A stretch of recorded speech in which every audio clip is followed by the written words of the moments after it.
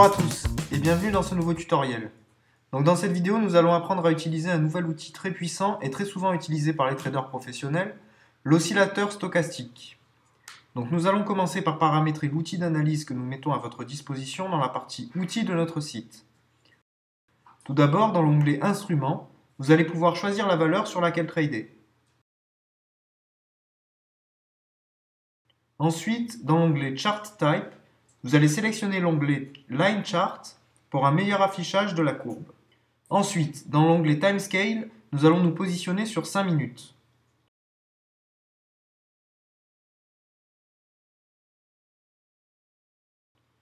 Enfin, dans l'onglet Studies, vous choisissez l'outil Stochastic Slow et vous cliquez sur New. On peut voir que l'outil est déjà pré-réglé par convention sur ces différentes valeurs. Nous allons changer le réglage de l'Averaging Period Slow et se mettre sur 3 et faire la même chose sur l'Averaging Period Fast, donc 3. Donc on peut voir apparaître une nouvelle courbe ici en rouge qui représente une moyenne mobile. Donc on va zoomer pour voir un petit peu mieux ce qui se passe. Voilà, et on s'aperçoit que la courbe noire va venir couper la courbe rouge en de nombreux endroits.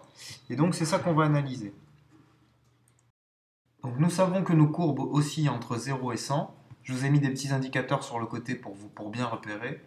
Et le principe de cette méthode sera tout simplement de repérer les endroits où nos deux courbes vont se croiser en dessous de la barre des 20 et au-dessus de la barre des 70, comme on le voit sur le graphique.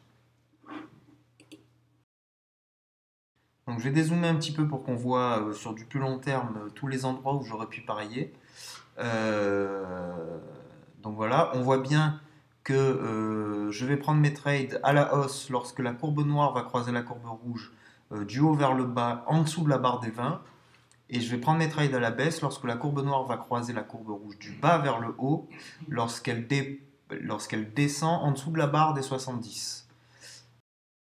Donc on va le faire tout de suite. On peut voir que la courbe noire vient couper la courbe rouge du haut vers le bas et qu'on est bien au-dessus de la courbe de la barre des 70. On peut voir notre indicateur là sur le côté qui indique 68,49. Donc on va parier sur cette valeur en put.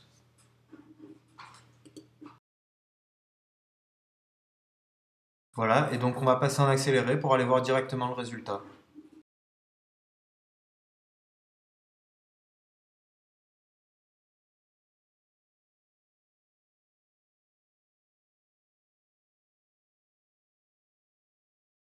Voilà, donc là le trade est gagnant, donc avec un taux de 70%, ça me fait un gain de 70 €, tout simplement. On va reprendre un pari tout de suite.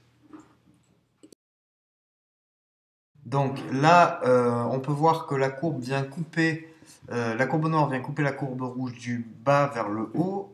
On est légèrement au-dessus de 20, on est à 22, donc on va quand même essayer de prendre ce pari. Donc on va parier 100 € en call, c'est-à-dire à la hausse. Et donc là, on va passer en accéléré pour aller voir directement le résultat.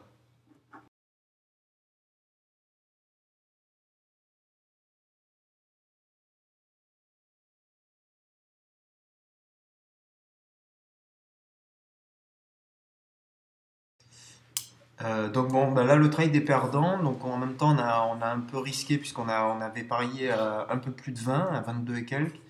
Donc bah c'est pas grave, on va reprendre un pari tout de suite. Donc la même chose, on voit que la courbe noire vient couper la courbe rouge du bas vers le haut, donc on va parier, on est légèrement autour de la barre des 20, donc on va essayer, on va parier à la hausse, c'est-à-dire en call.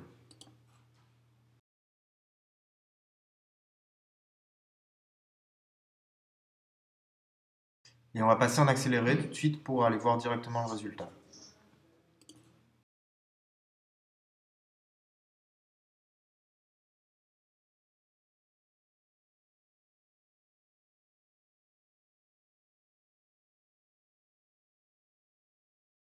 Voilà, donc là le trade est gagnant, donc ça nous fait encore un gain de 70 € puisque le taux était à 70%.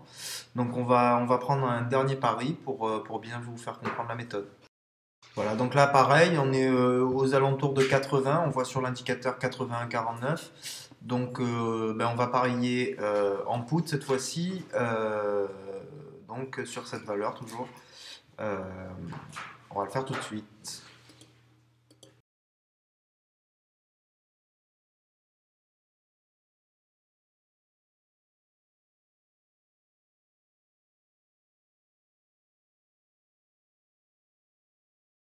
Le dernier trade est gagnant, donc encore un gain de 70 euros, toujours au même taux, 70%.